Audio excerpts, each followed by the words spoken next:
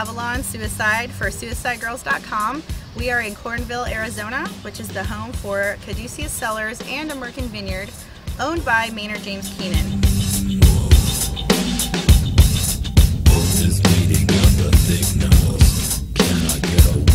So with the album V is for Vagina, I know the video Queen Bee is set in a wine cellar, and it's got two beautiful women and they're drinking wine. How did you kind of like incorporate the wine into the music project, and how is Pucifer more than just a band?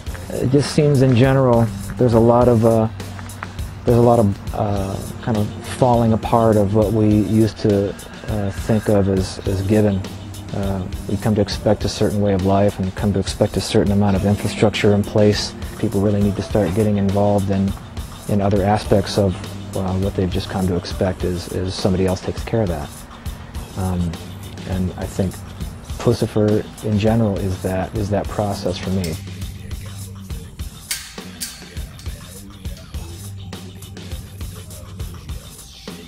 There's as much chaos that goes on within planting vines and harvesting grapes as there is in any other art form.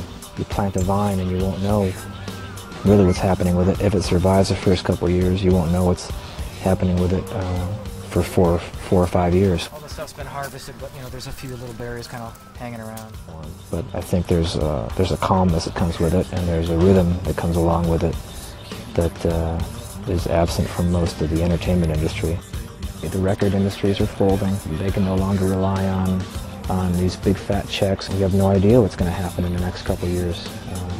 And that's a pretty good place to be in as a creative person. That chaotic state is really fresh and creative. If you understand the word creative, then you understand the name of the album, the shape of the figure, just the entire process of the creative energy.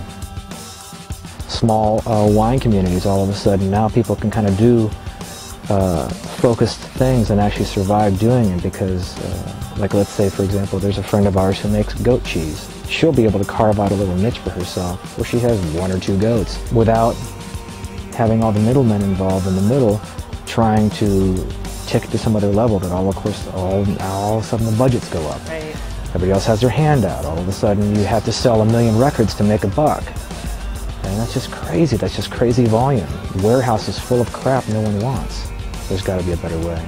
And I'm going to make a lot of mistakes on the way trying to figure out what that is, but hopefully my mistakes will lead to somebody else's successes.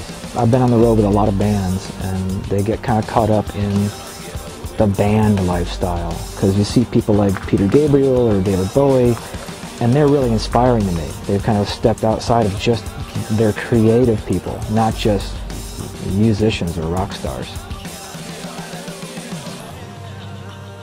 Hey, I'm Avalon Suicide.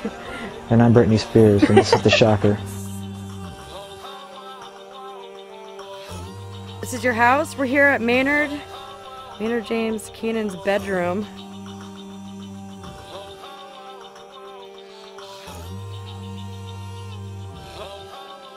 I believe someone's broken in and stolen my stereo. Someone stole your stereo? Well, you need better security in your pimp pad. Oh, there's some chicken foot.